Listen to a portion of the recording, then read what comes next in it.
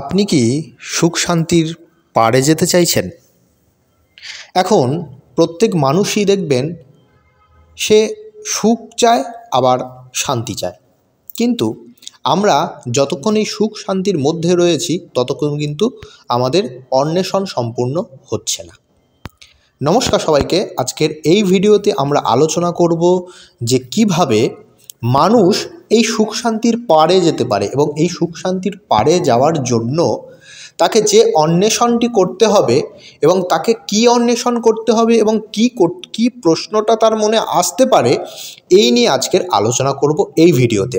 আপনারা যারা আমাদের ভিডিও দেখছেন তারা অবশ্যই ভিডিওটি শেয়ার করবেন এবং যারা নতুন দেখছেন তারা অবশ্যই এই চ্যানেলটি সাবস্ক্রাইব করে নেবেন, যাতে সনাতন ধর্মের প্রসার ও প্রচারের ক্ষেত্রে আমরা আরও উৎসাহিত হই এবং উদ্বুদ্ধ হয়ে থাকি, যাতে আমরা পরবর্তীতে এরকম আরও ভিডিও যাতে আমরা আনতে পারি এবং আপনাদের সহযোগিতা, আপনাদের সাপোর্টের কারণে আমাদের চ্যালেঞ্জ যেন এগিয়ে যেতে থাকে।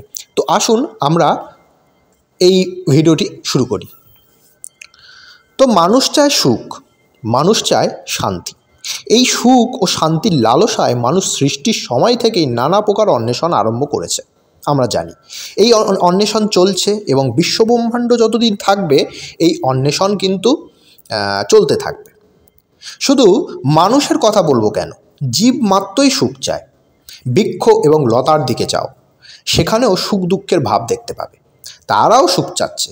এছাড়াও পশু পক্ষী কীট পতঙ্গদের বুদ্ধি নিতান্ত অল্প, কিন্তু তাদের যতটুকু বুদ্ধি বিবেচনা আছে ততটুকু দ্বারা কিন্তু যে পরিমাণে আরাম লাভ করার সম্ভাবনা তার জন্য কিন্তু তারা চেষ্টা করে থাকে, এটা আপনারা দেখে থাকবেন।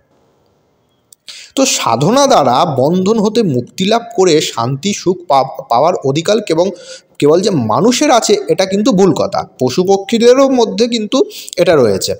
মানুষের মধ্যেও যাদের বুদ্ধি অল্প, অর্থাৎ যারা স্থায়ী সুখের বা পবিত্র সুখের ধারণা করতে পারে না, তারা সামান্য সুখের জন্য অল্প যতটুকু করা সম্ভব কেবল সেটাই করে, সেটা আপনারা দেখতে পাবেন। এবার কথা হচ্ছে, সংসারে সকল বস্তুই হচ্ছে অস্থায়ী, পরিবর্তনশীল। সংসারে সুখও অস্থায়ী, পরিবর্তনশীল। সংসারে দুঃখ দূর করার এবং সুখ লাভ করার নিমিত্তে যে চেষ্টা, তাহার দৃষ্টান্ত ধনী দরিদ্র, বুদ্ধিমান নির্বোধ, পাপী পুণ্যমান সকলের মধ্যেই কিন্তু অল্প বিস্তর কিন্তু দেখতে পাওয়া যায়। এই সকল চেষ্টার ফলে বিবিধ জড়বিজ্ঞানের আবিষ্কার হয়েছে ও অনেক উপায় উদ্ভাবিত হয়েছে। সেই সকল উপায়ে কিন্তু সুখ লাভ হয় সত্য, কিন্তু তাহা স্থায়ী হতে পারে না। ক্ষুদ্র ও অস্থায়ী বস্তু বা বিষয়ের সহিত সংশ্লিষ্ট যে সুখ, তো ক্ষুদ্র ও অস্থায়ী বস্তু বা বিষয়ের সহিত সংশ্লিষ্ট যে সুখ, সেটাও ক্ষুদ্র এবং অস্থায়ী সুখ। অনন্ত ও স্থায়ী সুখ অনন্ত ও স্থায়ী বস্তুতে ভিন্ন অন্য বস্তুতে থাকতে পারে না। তাহলে আমরা কি বুঝতে পারছি যে জগতে যাবতীয় যতগুলো বস্তু রয়েছে সেই বস্তুর ঘটনার পশ্চাৎ বা পেছনে এক মহাশক্তির খেলা চলছে। সেই মহাশক্তি আবার এক জ্ঞান ও আনন্দময় নিত্য অনন্ত সত্তাকে আশ্রয় করে স্ফুরিত হচ্ছে। এই তাকেই হচ্ছে জানতে হবে বা তাকেই হচ্ছে পেতে হবে। এই পাওয়ার জন্যই আমাদের এই অন্বেষণ। তাহলে আপনারা বুঝতে পারছেন কিভাবে খেলা চলছে, কিভাবে সেই মহাশক্তির ব্যাপ্ত সমস্ত কিছু রয়েছে। এবার কি হয়েছে, দূর অতীতের দিকে দৃষ্টিপাত যদি আমরা করি, সেখানে দেখতে পাবো যে আদিম ঋষিগণ বুঝিয়েছিলেন যে ক্ষুদ্র মানবের ক্ষুদ্র শক্তি প্রতিনিয়ত বাধাপ্রাপ্ত হচ্ছে, প্রকৃতির অধীনের থেকে সে তৃপ্তিবোধ করছে না। হ্যাঁ, সেই জন্য কি হয় যে তখন মানুষ অন্বেষণের জন্য, মানবের শক্তির অন্বেষণের জন্য তিনি চিন্তা করেছিলেন যে ওই সকল শক্তিকে তারা দেবতা বলতেন।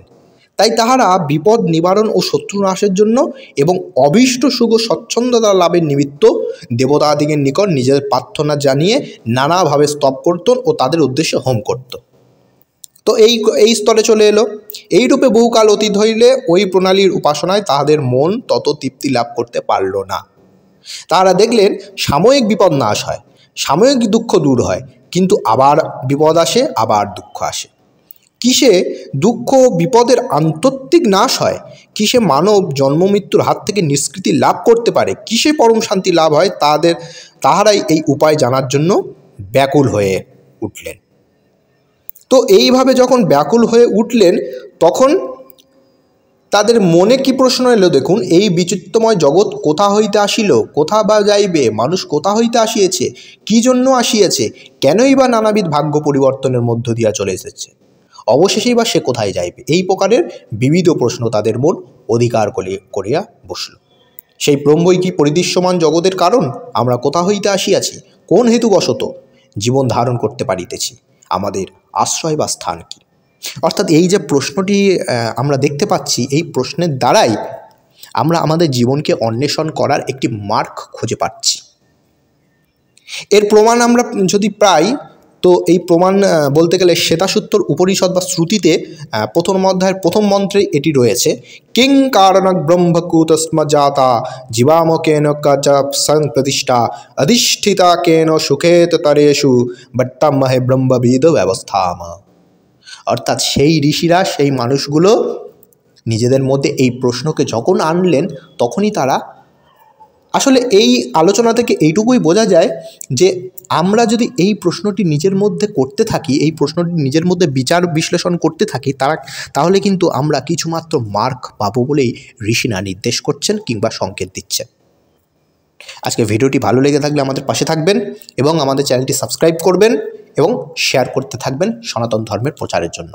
নমস্কার, ধন্যবাদ।